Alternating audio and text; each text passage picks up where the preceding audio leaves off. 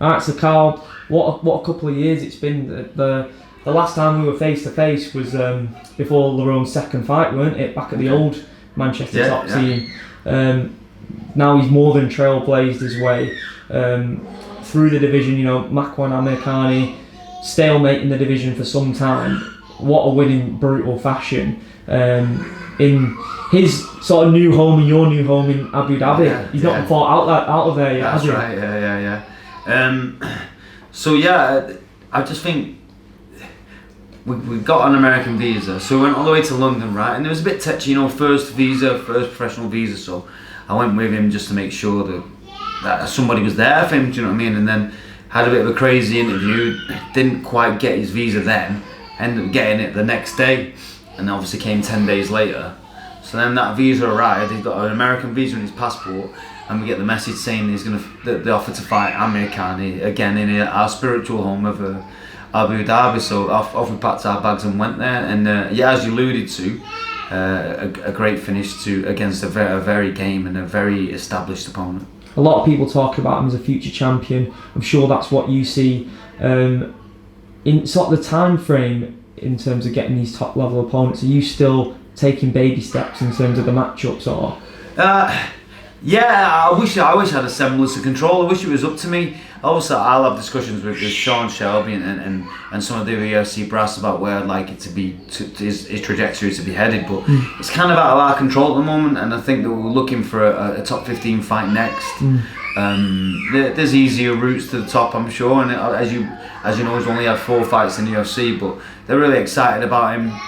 That everybody sees what I've seen all along, that he's a future champion, that there's nothing that he can't achieve and stuff like that. So I'm glad that their understanding and their thought process echoes mine, and I'm sure whoever he comes across he'll dispatch of anyway. And like Kane Musa doing his thing in Bellator. When do you see him next stepping back into the Bellator cage? I think along the same time frame as Lerone, really. So there's a March show in London, hypothetically, on the 19th of March for UFC. So I assume that Lerone will be out around that time.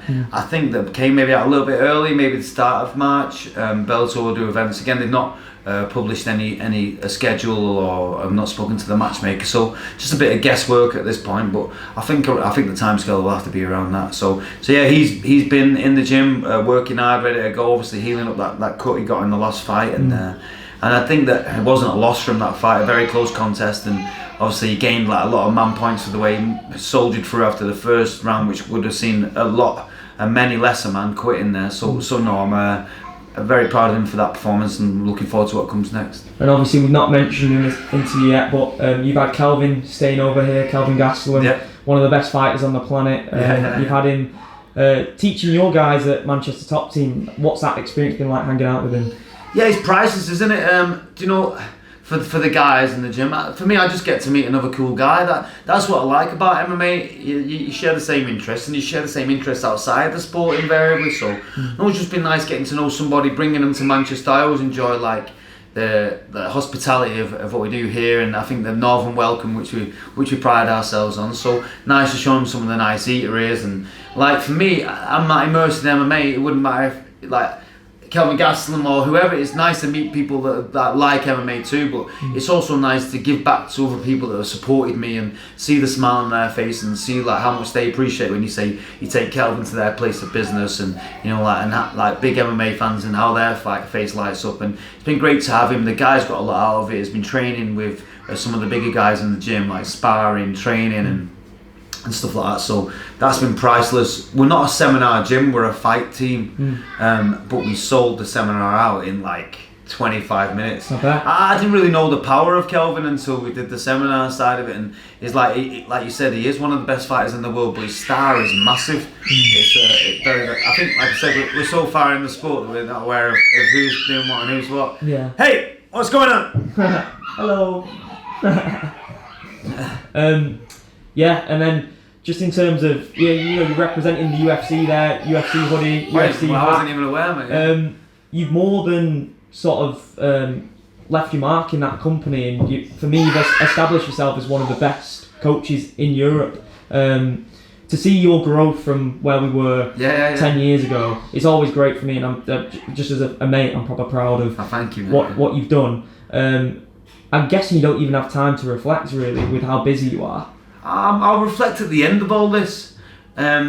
I don't believe that I've achieved anything. It is nice to hear and you know what's more than that, even if I'd achieved nothing, it's nice to hear that people are happy for you. Yeah. Because I'm genuinely happy for everybody.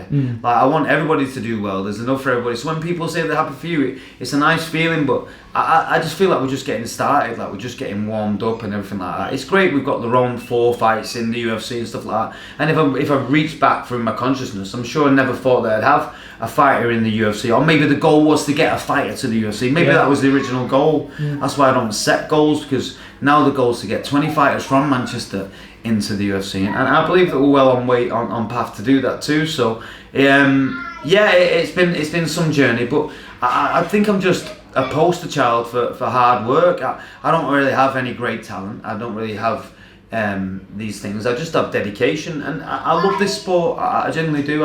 If I didn't have anything else to do, I would do what I'm doing. I am blessed, I am fortunate, and that's what drives me forward, that's what pushes me forward. But I appreciate that, man, and I love and respect you for that. But I believe I'm just at the outset. I'll hopefully be able to congratulate myself in 20 years time. I don't have a ambition to be the best coach in the world. I just want to be the best coach for my guys. I want to make sure that whatever they need, I can provide, and if I can't provide it, I find somebody who can, and it's working out quite well. We have like a great team dynamic, something that I'm most proud of. The team is that they're supporting each other, wanting each other to win. Like when Lerone fought, we had a big screen at the gym, and everyone's up there like celebrating and screaming and jumping around. And these guys, honestly, like the girls love the sport now. They go to the gym all the time. And then my daughter, she's only 5, and she asked like the most random question. She said, "How did the guys go on?" So they use that as a pretty stable question. Yeah. And when I say they won, she always goes, "How?" And I go, "Oh, we got a rear naked choke," and like she has a semblance of understanding what a rear naked choke is, and that's good stuff. So now it's been even throughout COVID and lockdowns and stuff like that. It's probably been the best 2 years of our lives. You know what I mean? And Muhammed Mokaev as well, someone you've been involved with for a long time, youngest fighter ever to sign with the UFC. How proud are you of him? Yeah, Mo's just a machine. He's been like his own PR agent since he was 14 years old, and a very good one. Like, I would argue not everybody needs a manager in MMA. I would argue that he definitely doesn't. He's always been put himself, done well, managed himself, represented himself fantastically, and not just that. It's okay being a good marketer, but if you have 30 fights and you don't lose, you're obviously quite good at fighting also, especially when you're fighting against the top talent. So it's richly deserved. 21 years old, it's landed at the right time. It appears UFC are reinventing the flyweight division with the success of Moreno and all these guys. So I believe he'll fare really, really well, mate. Yeah, I'd put him straight in with the top 15 today. So class. I'm delighted for him. It's another fighter from Manchester. The goal's always to bring the UFC to Manchester. I've got her. You know what it's like.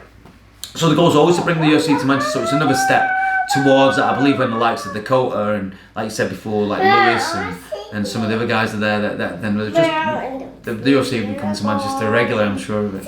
Awesome. Well, I'm going to keep it short and sweet because I really appreciate your time. Yeah. We'll catch up very soon, and you just rest up and enjoy Christmas time. Thank you, mate. Thanks for everything, and thanks for the continuing support. We don't take it for granted, so thank you very much.